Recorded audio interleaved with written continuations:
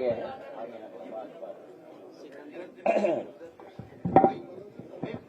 अरे मुन्ना भाई दिए नहीं क्या? मैं अपने सभी प्रेस के साथियों का बहुत बहुत धन्यवाद देना चाहता हूं। चेक कर लो, ठीक है, वेट कर रहे हैं, ठीक, कोई बात नहीं।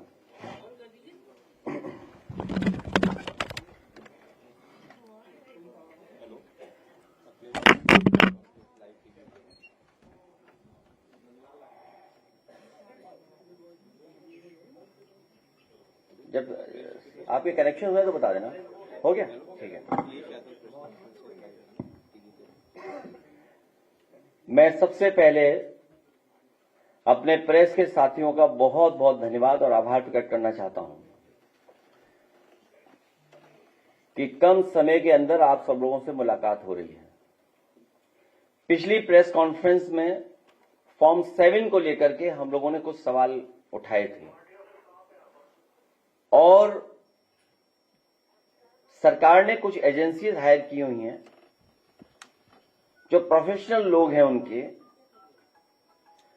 दिल्ली, लखनऊ, देश के अन्य जगह पर बैठे हुए हैं और उनके पास पूरा का पूरा डेटा वोटर लिस्ट का है और वोटर लिस्ट के माध्यम से वो आइडेंटिफाई करते हैं और उन बूथों को आइडेंटिफाई करते हैं जिसपे समाजवादी पार्टी चुनाव जीती है। वहीं पर फॉर्म 7 बाकायदा भर करके, प्रिंट कर करके भेजे जा रहे हैं और कई जगह हंगामा हुआ है। कई जगह की जानकारी हमारे प्रेस के माध्यम से, यूट्यूबर्स के माध्यम से और कई बहादुर पत्रकारों के माध्यम से हम लोगों को जानकारी मिली है। और जिस समय हम लोगों ने यहां से आपत्ति दी, शिकायतें की और जब अपील की यूट्यूबर्स से और पत्रकार साथियों से, तो बहुत सारे पत्रकार साथियों ने जिम्मेदारी निभाते हुए जमीन पर, ग्राउंड पे जाकर के क्या भारतीय जनता पार्टी चुनाव आयोग से मिलकर के गड़बड़ियां कर रही है, वो जनता तक पहुंचाने का काम किया। अभी तक तो एसआईआर के माध्यम से बिहार का चुनाव उन्होंने जीत लिया। एसआईआर की बड़ी भूमिका थी माहौल बिगाड़ने के लिए, दबाव बनाने के लिए, मनोबल गिराने के लिए। बिहार के चुनाव को जीत लिया भारतीय जनता पार्टी ने। वेस्ट बंगाल में भी यही कोशिश कर रहे हैं एसआईआर को लेकर के। वहां की सरकार लगातार, वहां की मुख्यमंत्री लगातार इस बात को कह रहे हैं कि चुनाव आयोग भारतीय जनता पार्टी का आयोग बन गया है और उन्हें मजबूरी में भारतीय जनता पार्टी के काली करतूतों के खिलाफ काला कोट पहनना पड़ा और सुप्रीम कोर्ट में खड़ा होना पड़ा कि किस तरीके से भेदभाव, किस तरीके से election commission Bharatiya Janata party का सहयोगी दल बन गया। और यहां तक पिछले बाई इलेक्शन में और इधर जो देखने को मिला है, लगता तो यह कि भारतीय जनता पार्टी का झंडा आयोग को लगा लेना चाहिए। जो फॉर्म 7 भरे गए, जिसमें 2 नामों को हम लोगों ने आइडेंटिफाई किया। वैसे तो बहुत सारे समाजवादी पार्टी को समय समय पर संगठन ने, हमारे पीडीएफ प्रहरी लोगों ने और जिम्मेदार नेता कार्यकर्ताओं ने हमें दिए फॉर्म, जो फॉर्म पहले से भरे हुए थे, बड़ी संख्या में फॉर्म। द्वापर और त्रेता के जो लोग हैं उनसे हमें बड़ी मदद मिल गई, दशरथ और नंदलाल। द्वापर, त्रेता, सनातनियों के खिलाफ दशरथ, उनकी बात सामने आ गई और आज हमारे साथ नंदलाल हैं। मुझे खुशी है कि बहादुर नंदलाल हमारे साथ खड़े हैं। जो नंदलाल हमारे साथ खड़े हैं, ये वही नंदलाल हैं जिनके भारतीय जनता पार्टी ने दस्तखत कराए थे फॉर्म 7 में। फॉर्म 7 जो इनका भरवाया था नंदलाल का, फॉर्म 7, ये नंदलाल अंगूठा मारते हैं और भारतीय जनता पार्टी ने इनके दस्तखत किए हैं। सोचिए दस्तखत में कौन कौन सी धाराएं लगती है, अगर किसी के फर्जी दस्तखत कर दो आप, फोर्जरी 420। और पहले से चुनाव आयोग के नियम हैं, धारा 31, धारा 32, 31, 32, 31 भी लागू। आइए आगे से खड़े जाओ। ये नंदलाल हैं। मैं अगर नंदलाल से कहूं, क्योंकि मुझे 1 लाख रुपए इनाम देने थे आपको, आप इस प्राइज से वंचित रह गए, आप प्राइज ही नहीं मिला आपको। वही प्राइज जो आपको देना था मुझे, वही प्राइज मैंने इनको दिया। 1 लाख रुपए हम लोग इनकी बहादुरी के लिए और इन्होंने जो लोकतंत्र बचाया उसके लिए, और जो सच्चाई हम लोगों के लिए सामने लाए। अब भारतीय जनता पार्टी के लोग पीछे पड़े हुए थे इनके। मैं 1 लाख रुपए और इनके मंदिर निर्माण जो कर रही है, ये बहुत ही धार्मिक व्यक्ति हैं, देवी के प्रति इन्हें प्रति बहुत लगाव है। अपने गांव में ही, अपने घर पर ही मंदिर का निर्माण कर रहे हैं, दुर्गा मां का। तो हम समाजवादी लोग इनके मंदिर को बनाने में भी पूरा सहयोग करेंगे, क्योंकि देवी की वजह से ही आज इनमें इतनी बहादुरी, साहस आया है, और उन्हीं की वजह से आज भारतीय जनता पार्टी पकड़ी गई है बेईमानी करते हुए। ठीक, ये लोकतंत्र बचाने वाले प्रहरी हैं हमारे, पीडीए प्रहरी, पूर्व विधायक अरुण वर्मा और इनके तमाम सहयोगी साथियों जिनका नाम मैं नहीं ले सकता हूं। उनके प्रयासों से आज नंदलाल हमारे आपके सामने हैं। भारत निर्वाचन आयोग का नियम है, यदि कोई व्यक्ति मतदाता सूची से नाम कटवाने के लिए फॉल्स लिखित कथन करता है, अथवा कोई व्यक्ति किसी दूसरे व्यक्ति की ओर से ऐसे आवेदन प्रस्तुत करता है किसी विरुद्ध लोक जो 31 है, धारा 31, 32 के तहत एफआईआर दर्ज कराई जाएगी। तो अब हमें उम्मीद है कि भारतीय जनता पार्टी की सरकार भारतीय जनता पार्टी के नेताओं पर एफआईआर दर्ज कराएगी और इसकी आगे कार्रवाई करेंगे। हम अपने विधायकों से कहेंगे, क्योंकि बड़ी संख्या में विधायकों के पास जानकारी मिल रही है, वो जमीन पर हैं। विधायक सैजुल इस्लाम, उनके क्षेत्र में भी फॉल्स इंफॉर्मेशन, ये सभी विधायकों से कहेंगे कि गिनती कराने के लिए एक व्यक्ति लाइए आप, और तारीख तय कर दी है 16। खड़े हो जाओ आप योगी जी से सुंदर हो, तब भी वोट काट दे रहे हैं योगी जी आपके। मैं एसडीएम को कह दिया जी, अगर किसी का वोट काटा है आपने तो कमकती आपके आ जाएगी। आप बताइए, हमारे जो पार्टी के योगी हैं। हेलो भैया, तो आप अपनी पत्नी के साथ आएंगे यहाँ, और जो दावत आपने नहीं दी है, हम सबको दावत दोगे आप। अध्यक्ष जी बताइए ना, ठीक है, दावत होगी, बैठिए पार्टी कार्यालय में 16 तारीख को वो दावत होगी हमारे विधायक जी रिजवी साहब की तरफ से। तो कौन था नाम? हालांकि रिजवी साहब बहुत कंजूस हैं। अब पूरी बात खोल दूं? हाँ ठीक है, नहीं होगा, खाना होगा उस दिन 16 तारीख को। हाँ, नंबर क्या था गाड़ी का भेजो। तो पत्नी जब आएंगी तो उनकी तस्वीर अपने आप खींच देंगे वो। एक विधायक, बताइए, रिजवी इतने सीनियर हमारे, इनकी पत्नी का भी वोट काट दिया, आया भी नहीं हो, कुछ कारण है। तो सोचिए, जब आप डिजिटल इंडिया की बात कर रहे हो, आप विकसित भारत की बात कर रहे हो, पूरा भारत का बजट आपने मल्टीनेशनल कंपनियां 5% लोगों के लिए बनाया हो, पूरा का पूरा अमेरिका को कैसे साथ देंगे, यूरोप को कैसे आगे कारोबार बढ़ाएंगे, या अन्य देशों में जो चीजें उनको उनके लिए बजट बना रहे हो आप।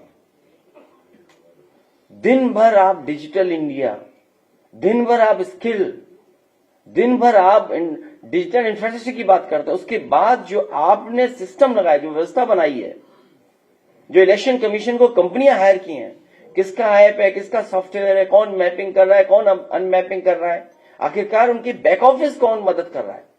कोई तो है जो बैक ऑफिस में भारतीय जनता पार्टी के सारे पे काम कर रहा है, उसी के कारण तो फॉर्म 7 आ रहे हैं। इसलिए हमारी मांग है जब हमारे नंदलाल जी हम लोग सामने ले आए, 16 को और लोग लेके आएंगे, फॉर्म 7 भरवाना बंद करे चुनाव आयोग को।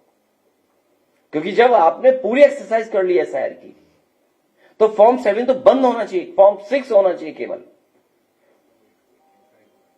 फॉर्म 7 की कार्रवाई तुरंत निरस्त करनी चाहिए उन्हें। और हमारे विधायक लोग पूरी तैयारी के साथ सरकार को घेरेंगे, भ्रष्टाचार पर, महंगाई पर, किसानों के सवाल पर, नौजवानों के सवाल पर, महिलाओं की सुरक्षा को लेकर के, या अन्य जिस तरह की घटनाएं सुनने को मिल रही हैं, अपराधी जेल से भाग जा रहे हैं और जो भागे हैं उनका सहयोग करने वाले बड़े बड़े अधिकारी होंगे। बिना बड़े अधिकारियों के कोई भाग नहीं सकता। और ये भगाए इसलिए जा रहे हैं क्योंकि दिन कम बचे हैं, सरकार का आखिरी बजट है,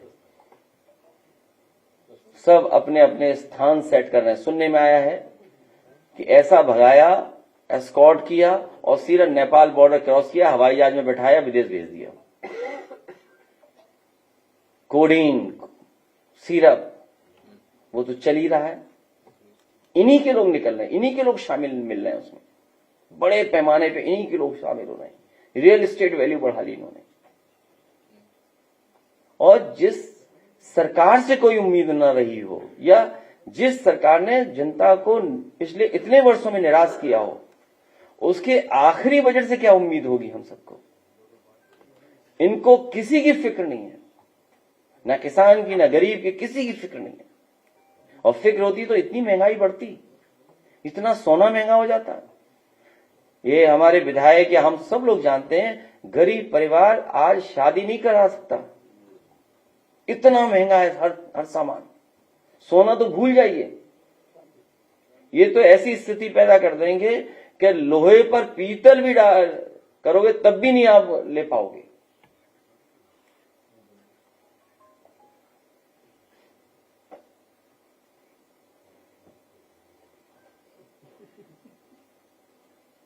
इसलिए नंदलाल को एक बार फिर बधाई, बहुत शुभकामनाएं। हम लोग पूरा साथ देंगे इनके साहस, इनकी बहादुरी, इनकी ईमानदारी के लिए। और किसी पत्रकार को अगर साइन कराना हो तो आके देख सकता है, फॉर्म है सामने, साइन करा ले। इनकी प्रताड़ना भी होगी है आजमगढ़ में सर, हम लोग जिलाधिकारी के सामने प्रस्तुत किए ना। अरे नहीं होगी, क्या टेंशन ले रहे हो आप टेंशन मत लो, आप बिल्कुल टेंशन मत लीजिए इस बात के लिए।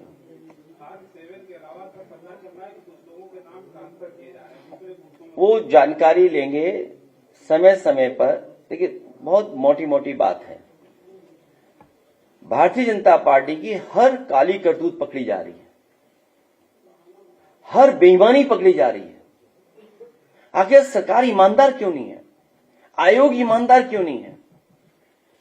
आयोग की जिम्मेदारी बनती है कि निष्पक्ष और कॉन्स्टिट्यूशनल वैल्यूज को बचाएं। सिस्टम जितना ही स्ट्रेंथन करेंगे उतना ही डेमोक्रेसी स्ट्रेंथन होगी। अगर आप सिस्टम को खत्म करें, इसका मतलब लोकतंत्र को खत्म कर रहे हैं। जो जहां बैठा है उसकी जिम्मेदारी है कि सिस्टम को बेहतर करें, व्यवस्था को बेहतर करें। वो व्यवस्था बेहतर होगी तो हमारा लोकतंत्र और मजबूत होगा, लोकतंत्र के पास और भरोसा बढ़ेगा।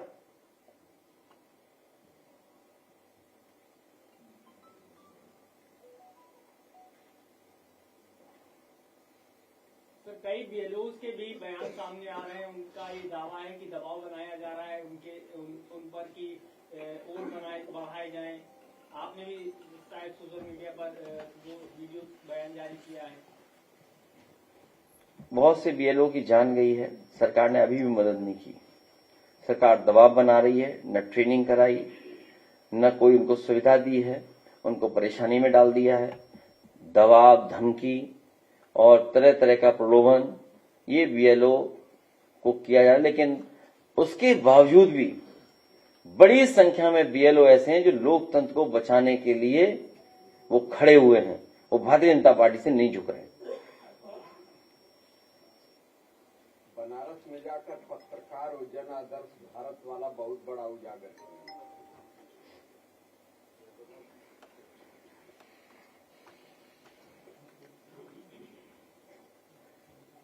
हमारे पत्रकार भाइयों, आप भी प्रहरी बन जाओ लोकतंत्र के। आपसे भी अपील है।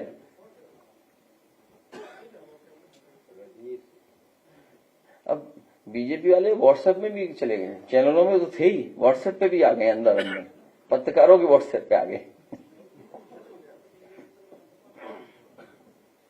सर कई जगह पे सोशल मीडिया पे कि आप 2027 का सफर इस बार नोएडा से शुरू करने वाले हैं। अभी केवल फॉर्म 7, फॉर्म 6, BLO और ये नंदलाल जी का फॉर्म है, ये जिसमें उनके दस्तखत हैं, ये दस्तखत नहीं कर पाते हैं, ये अंगूठा मारते हैं।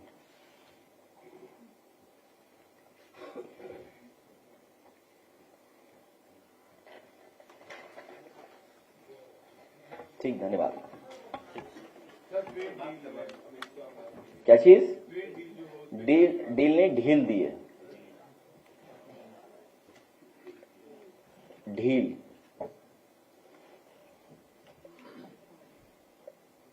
WTO के बाद बड़े पैमाने पर बाजार खोल दिया गया है और बाजार खुलने के बाद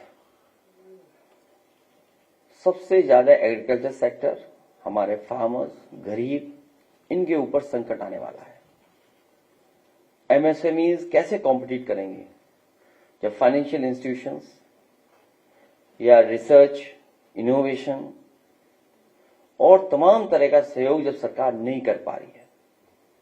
सरकार जरूर कहती है कि MSMEs हमारी इतनी हैं, लेकिन रजिस्टर्ड MSME क्यों नहीं है ज्यादा? और फिर आपसे सीधी सी गिनती की बात है, 0 बड़ा क्या 18, 0 बड़ा क्या 18? बीजेपी गिनती ही नहीं जानती है। आप बताइए 18%, 0%, इसमें बड़ा क्या है? लाभ किसको होगा? आने वाली चीज पर, जाने वाली चीज पर। बीजेपी अभी भी 18 और 0 का पहाड़ा पढ़ा रही है जनता को। आप खुद सोचिए, 0 बड़ा कि 18? जिसको ये बात समझ में आ जाएगी वो समझ जाएगा कि डील नहीं ढील दी गई है, पूरा बाजार उनके हाथों में चला जाएगा। सर कई BLO के ऊपर तो नौकरी का भी खतरा मंडरा रहा है, तो वो परेशान। BLO नौकरी बचाने के लिए कहीं भी अन्याय नहीं होने दे रहे हैं। वो मन ही मन लोकतंत्र को बचाना चाहते हैं और पूरी जिम्मेदारी से बड़ी संख्या में BLO मदद कर रहे हैं, क्योंकि उनकी नौकरी का खतरा उनके ऊपर मंडरा रहा है। अंतोगत्वा नौकरी किसकी जाएगी? बड़े अधिकारी बच जाएंगे, BLO की नौकरी ले लेंगे। इसलिए BLO अपनी नौकरी बचाने के लिए लोकतंत्र को खत्म नहीं होने देंगे। आपने डील में मिल्क प्रोडक्ट्स की भी काफी वक्त से आपने मुद्दे को उठाया था कि जो वो लेकर आप कह रहे हैं कि एग्रीकल्चर और डेयरी को इससे कोई इम्पैक्ट नहीं पड़ेगा। जो आप सुना है एनिमल फीड आ रहा है। एनिमल फीड किसके लिए आ रहा है? एनिमल फीड के लिए रास्ता खोल दिया आपने। हमारा जितना भी बाजार में खाने का तेल इस्तेमाल हो रहा है, सोयाबीन आएगा। और लास्ट में सुना है कि अभी पूरा डिस्क्लोज नहीं हो पा रहा है, अभी और जानकारी हासिल होगी, अन्य में भी कुछ चीजें शामिल होंगी, अन्य आदि। इसमें कौन कौन से सामान आएंगे?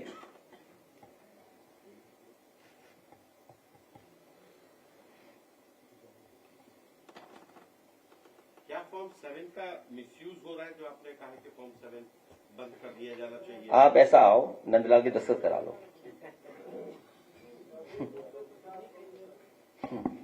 आप आओ, दस्तखत करा लो नंदलाल की, और ये नंदलाल का फॉर्म है, और नंदलाल ये खड़े, हम यहां खड़े।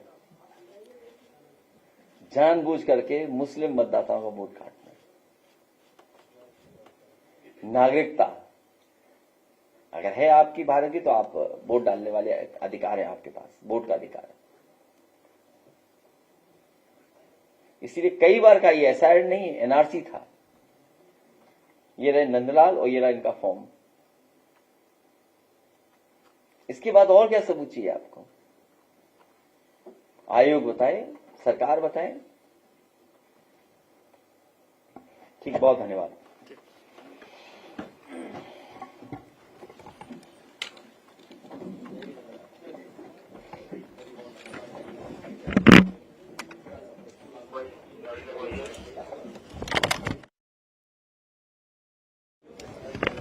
भैया मिन्ना भाई। खबर आपकी, नजर हमारी। देखते रहिए आई इंडिया।